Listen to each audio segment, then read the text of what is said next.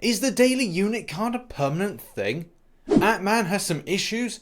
And have Kabam been lying about Act 6.2? Yes, hello everybody and welcome to the 14th of June, Friday edition of Marvel Contest of Champions news. We've got so much to discuss from loads of different areas of the community, but before going anywhere, could you please do me a solid by hitting the like button as well as the subscribe button with post notifications on if you're new to the channel, and don't forget to join us on Discord, link is in the description down below. But without further ado, let's get into these stories. Now you might be aware of this story. In the last week it's been a case that people have been able to bleed Ultron, which obviously is weird as hell because, well, it's a robot.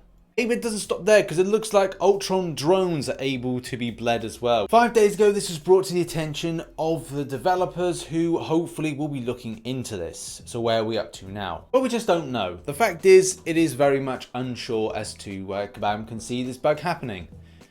Although this looks like it's questing. The Ultron drone looks like it's Alliance quest.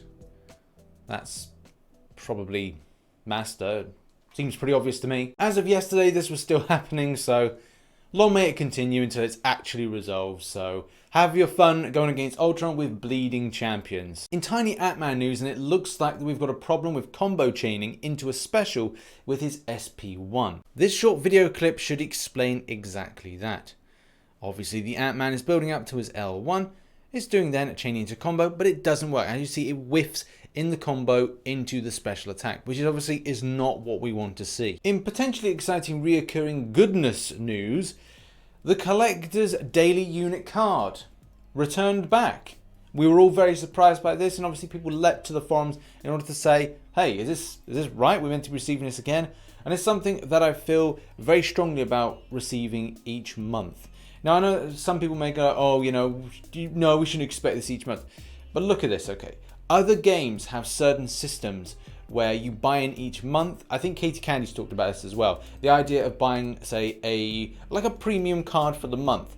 In PUBG Mobile, there's stuff like with the Royal Pass and kind of getting a premium pass and things like that, so that you get better gear or get access to better gear and better stuff for that month. Yes, you'd have to put in the grind, but also something similar that could come into the game, like a monthly card which allows you to get X, Y, and Z stuff for a minimal charge. And if this was something as a minimal charge that they could do each month, this would be really fair, and I would strongly back this as being a reoccurring thing. In a big rarity, it's been positively received by a lot of people. Most people on this forum post are saying, yeah, okay, Kabam, if you want to roll this out as a monthly thing, this would be a good idea. In enters a wild Kabam Mike who says, permanently permanent? Maybe. It doesn't have an expiration date right now, but this might change in the future. I used to have an ex-girlfriend like Kabam Mike. Tease and tease and tease. And in the end, you never get what you want. I think what we'll do is we'll make this the topic of this particular Marvel Contest of Champions news. And do you think that the daily card should be more of a monthly regular thing? Or would you come up with a better method to say a regular recurring $4.99 a month, like a premium pass type thing to get you X, Y, and Z items? Have your say, have your thoughts in the comment section down below. In follow-up in an old story news, I wanted to go back to the thread for hitting into blocks countered by specials forum post, because it just felt that this thread had started livening up, especially in the last couple of days, especially with some pointers and some thoughts by Kabam Mike. So for a lot of players, they still experience this particular problem where you're hitting into a block and it's countered by a special, which gives you zero time to, well, adapt to it. You want to try and get the enemy to coax out, and sometimes maybe playing style doesn't really work to be constantly on the back foot and evading. Maybe it's a case that you have a lot of dropped inputs, which mean that you're getting absolutely clattered when the enemy comes and dashes at you, or cases just coming at you in general. I definitely have a video where I've swiped back and my champion has not gone back, which is, well, could be tantamount to you losing that entire health pool of that champion. But either way, the topic needs to be still addressed. Kabam Mike says on the subject, hey all, if you're still seeing this, I need exact matchups.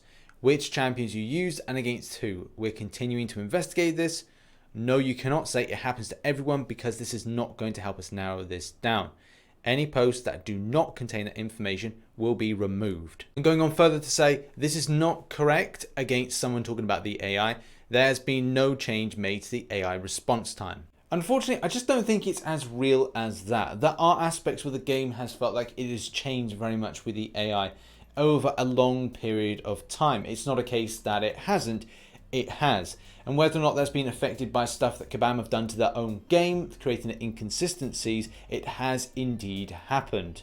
For a lot of players, they do experience this. They wouldn't say this hasn't. It's not a case of going like, oh, I lost because I stood still, and therefore that means that I'm going to blame the developer. It's all their fault. These complaints don't come out of nowhere.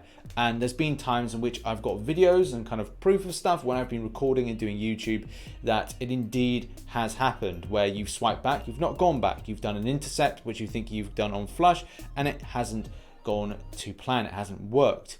And then you do things, you check things like your internet, you then clear your cache, you do all the regular things, you clean your screen, you do all the necessaries, and it just hasn't done things that you think it would improve. Either way, I feel that this is when an irremovable object meets an unstoppable force, in that both parties are going to collide and we're never going to get anything from this. But I do hope this is looked into, because it is still happening. I think it's very difficult to go, okay, so it's one particular champion, because I think it affects a lot of other champions, and maybe the AI works in a different way at certain times based on certain things, input, server, other different variables in place. Now on to Act 6.2 news, and this is really darn important because there's a lot of stories here that really affect a lot of players, especially as you get further up. The classification of what is an end game player, what is a veteran player nowadays, is really put into obscurity based on things like how many 6 stars you have, what 6 stars you have, what 5 stars you have, what synergies you're able to create as 5 stars. The things that will really affect you and your further progression in Act 6.2, but let's delve into this. One of the first major talking points is indeed 6.2 Mr. Sinister, a frustrating little son of a gun that is providing a lot of pain for the community in the way that you play and what champions you use. These are very darn important, and there's some champion suggestions to use, but do bear in mind when you're getting suggested champions, you may not have these at 5 star or even 6 star for the point of usage, because, well, you know, can't use 4 stars in Act 6, can you? Now, a lot of players have used champions like Cap America, Infinity War, so there are a lot of other champions to use against this particular boss. People have used Hulk, but even this person was saying that they didn't particularly enjoy it and it was really frustrating. But there are a load of other champions to use. You just have to really kind of box clear that with Fury use. One thing we're going to be coming back to each time through this Act 6.2 section is that whether or not Kabam really gave out the correct amount of information prior to this event going in, and also whether or not they feel this is fair to be dished out to the community based on this content. Was it tested correctly? And a lot of the times it does feel something that I keep saying in previous videos is who tests this and what do they have? What rosters do they have? And the fact is, I think it's even from information that's been brought out very recently, it's a case that these particular testers sent back concerns to Kabam, but Kabam went down their own route of putting in stuff against what they feel was a decent level of difficulty back to the community. I do want to show you this little back and forth with Kabam Mike and Flinks. So it basically starts off with Kabam Mike saying, let's remember that this content just came out today. Over the coming days, weeks and months, there will be lots of new strategies that arise. Give it time, take your time, and wait until you're ready. Flinks responds with, and of course, as usual, Kabam Mike will be posting his videos, how to counter these nodes. Well, then Kabam Mike responds with, you think I'm good enough for this? Not yet. I also know to wait 3 months and then combine what the intended counters were and the ones you all figure out. Then further response to that is, sorry to hear it's too difficult for you. Don't worry though, over the coming days, weeks and months, so we lots of strategies arise. Give it time, take your time until you're ready. Kabam Mike responds with, that's exactly what I just said I'm gonna do. Sassy Mike is back, bitches. But obviously it's not completely doom and gloom. The Mr. Sinister boss is one of the most frustrating ones so far. But champions like Ghost, and I am really enjoying my 6-star Ghost at the moment, video coming out soon.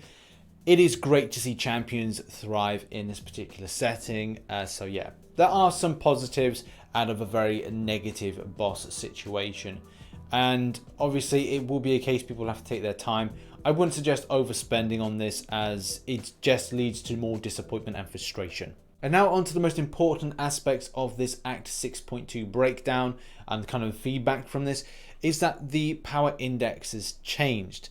And the whole kind of power index was very different to what it was put out in the first place. Moving over to this image here, which is taken from Seaton's live stream from Wednesday, you can see that there's definite power index that is a high rate. That image was taken from the grind of Quest 6.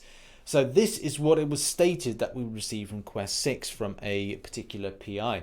And you can see it's a lot higher than what is represented here, which is very disappointing, but is there more to this that meets the eye? Command Mike says, just ask the team about this. This was a cosmetic bug and is the same version of the map that was play tested by the beta testers and internally.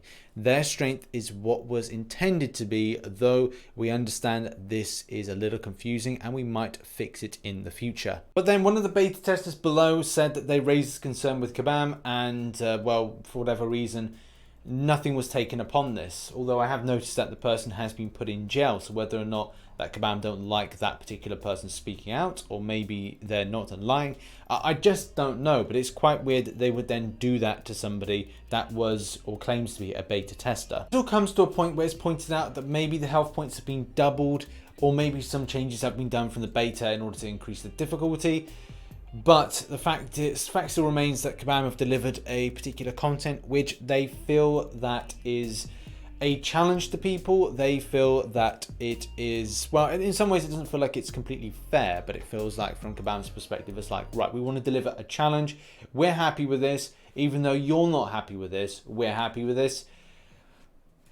Always don't like it when games developers do that. I think if you look at things that have been delivered in the past, Fallout 76 and other big platform names, I just don't think that's a very good idea. It's always important to gain feedback and kind of adapt on said feedback as well. Not completely, because they do need to kind of do their own thing, but listening and having a happy player base is a bit different to kind of having no player base. Also, I want to give a shout out to iLack Skills. Basically, he deep dives a lot of this in his video. It is well worth a watch. I've put a link in the description. I strongly suggest going and checking out as well. So yeah, go and hit up that link. Also, if you want to go over and take a good read through this particular thread, I put a link in the description as well. This is the one done by VAVIV,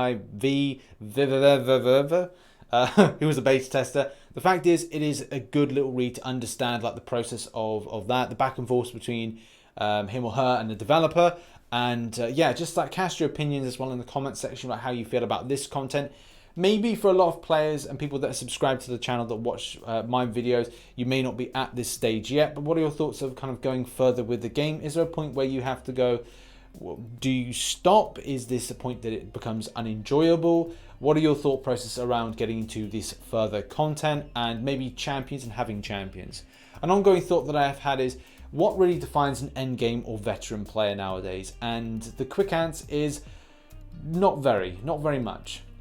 If you've got a rating of anything upwards of close to 1.5 million, you may have champions that would easily be able to do 6.2. Not easily, but they would be less hassle than the current hassle. But maybe from my perspective, someone that is approaching the 1 mil mark, well, am I lacking certain champions? And yeah, I am actually. So it becomes more of a frustration and more of a time I have to wait, complete more content, get more champions, maybe spend a whole lot more money in order to get to that point a little bit quicker, but it's not going to be as plain sailing. But your thoughts in the comment section. And in final light-hearted news, hey, look, a massive 6-star crystal opening, or massive crystal opening. Graham Zibiit. Great. Now you spoiled the video. So that has been the Marvel Contest of Champions news for Friday the 14th of June 2019. Hope you enjoyed it. If you did, hit the like button, subscribe for more Marvel Contest of Champions based content. Check out some of my other content here and make sure you keep up to news with the Marvel Contest of Champions news playlist. Make sure to subscribe to my other channels down here. Well, the Richest Man channel and then the Stormbreaker channel down here. So yeah, hopefully see you in the stream tonight at 1900 hours GMT, and I should catch you in the next one. Bye-bye for now.